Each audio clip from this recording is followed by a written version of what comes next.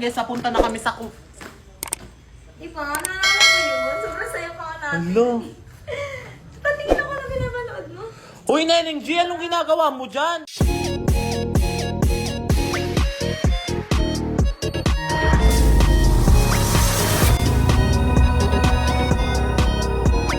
So, ayun na nga mga bangus, may bagong salta nga sa Manix House. At yung bagong salta, kaklase ni Ace nung grade 6. Nung grade 6 pa pala eh.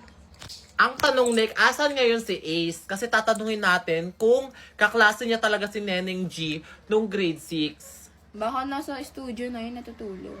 Sige, puntahan natin, dali. Tanong natin. Hindi pwedeng hindi natin matanong kasi malay mo nagsinungaling lang yung Neneng G na yun. ma-agree nga siya eh. Kung ma-agree, sige, tignan nga natin. Kailangan ma-sure natin. Ngayon guys, napunta na kami sa Diba? Naalala mo yun? Sobrang saya pa nga natin. Hello. Patingin ako na pinapanood mo. Hoy, Neneng G, anong ginagawa mo dyan? Isusumbong kita kay Sir Manix, ha? Bakit ba? Nagbabanding lang kami ng classmate ko eh. Classmate mo siya ngayon? Nung grade 6, bakit? O classmate mo ba siya nung grade 6? Ote. Oh, ba't kayo magkatabi dyan? Tama ba yan? Babae, tas lalaki magkatabi? Punta ako kay Nika, inayan niya ako. Ba't ka andyan? Ano? Inayan niya ako.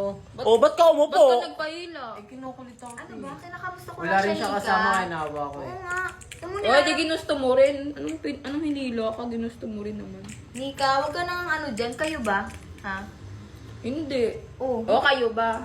O bakit? Wala naman kaming ginagawa ah. Oh, nagsiselos ka ba? Hindi. Oh, Ba't yun naman. naman ako magsiselo? Oh, yun naman pala yung age ko. Tara, nood na tayo Ace ulit. Nanonood ako yung nanonood, hindi tayo. Grabe ka naman, Neneng G. Ang lala mo. Oh, ganito na lang Ace. Oh, sino mas maganda sa amin ni Ika? Ha? Diba? Sino? Ikaw. Uy, grabe ka. Diba? Is, kaloka ka. Wait lang, may naiwan ako. Oh, diba ate? Yun na yun eh. Kung magsama kayo, 20. Grabe naman kayo. Diba?